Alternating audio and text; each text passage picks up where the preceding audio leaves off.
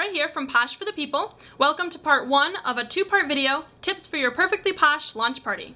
We've welcomed a bunch of new consultants to our team, and I wanted to give you guys some strategies for starting your business off.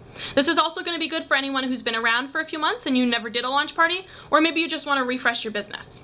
So I would recommend your launch party have both an online and an in-home component.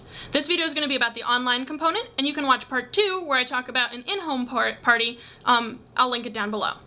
So for an online party, first you want to create the event in your virtual office and make sure you're going to name it the same thing as your Facebook event to make it easy for your guests to find where they should place their orders. Then you're going to go to Facebook and create an event.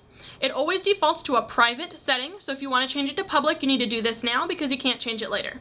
There's pros and cons to both settings. A public event means you're going to reach more people and they'll see all of your posts and who's RSVPing, but it makes it difficult to play games and you can't always tag people. In a private event, only the friends who've been invited will see the RSVPs and the posts, but it might encourage more participation because it feels a little bit more exclusive and it's easier to, play games and tag friends. Then you'll want to write a brief description, something that someone who's never heard of Posh before will be able to look at it and know exactly what Posh is about. And then be sure to put your website link in there so that people don't have to dig through the posts to find it. It's always going to be in the description for them to reference. Then let's talk about who you're going to invite. In the Prep Academy, we talk about your Franks list. Frank stands for friends, relatives, acquaintances, neighbors, kid connections, and social circles. You want to make this list anyway because it's good to have for your business. Once you've written it down, take a look and see who you think would be really enthusiastic and supportive of Posh. So this might be someone who regularly uses, face masks and beauty products. It could be someone who you've shared Posh with before. Maybe you had your Big Fat Yummy with you when you went to work and had a good positive interaction.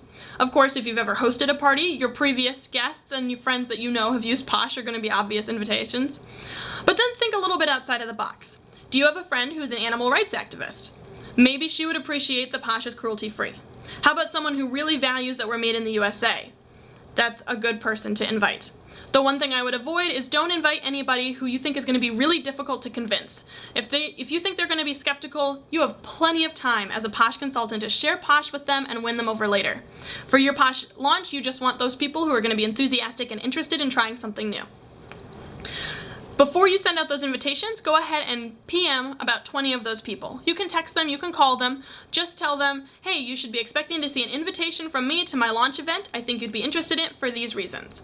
This makes them feel that you really value them, that you didn't just go down and check off everybody in your friends list, that you think that they would really care about this product. It's going to increase the number of people who RSVP and increase the participation in your event. So now let's talk about a giveaway. A giveaway is a really good thing to run for your event because it's going to increase that participation and show people that you appreciate, that they've come and spent time at your launch party. You can do a points game, which means that you'll give someone points for commenting or for, sharing a picture of themselves with Posh or for placing an order, and then at the end the person with the most points will win the prize. Or you can do a ticket game where they get raffle tickets for the same actions, and then at the end you just draw someone out of a hat. Now your prize doesn't have to be really big. It could just be a deluxe sample set. It could be a lip balm that came in your starter kit. That's what I did. Or you could do a full-size product. Sometimes I'll just say the giveaway is free Posh, and then as I see how the event's going, I say, oh yeah, I can give away a Big Fat Yummy hand cream. Things are going really well. And then I announce it later and it gets people more excited. Finally, what types of things are you going to post and how often should you post them? Now, Facebook has algorithms that pay attention to how often that we post to make sure that we're not spamming people, right? They don't want us to use Facebook that way. And to be honest, you don't want to spam your friends either. So I would say post between 1 and 3 times per day. And make sure that those posts are going to be personal posts. That's what you want most of the things in your event to be. If someone wants to see the product staged really nicely, they can just go to the website.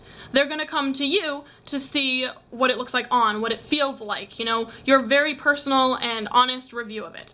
So post a picture of yourself in a face mask. Take your chunk bar and show how long it's lasted in the shower, or compare it to another size bar of soap.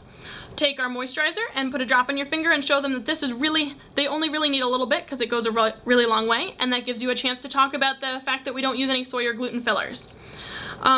You might also want to try and use the Facebook Live feature. You can just do a 30 or 60-second video. If you don't have the live feature, you can just upload a video. It could be a product that you're really excited about and you just have a lot to say about, and so it would be too much text. Or maybe something that you've never tried that came in your starter kit and you can do a live first impression with people. The next type of post you're going to want to do are informational posts. We have a bunch of infographics that you can find in the Rockstar Graphics group. If you need help finding this, just comment below and I'll add you.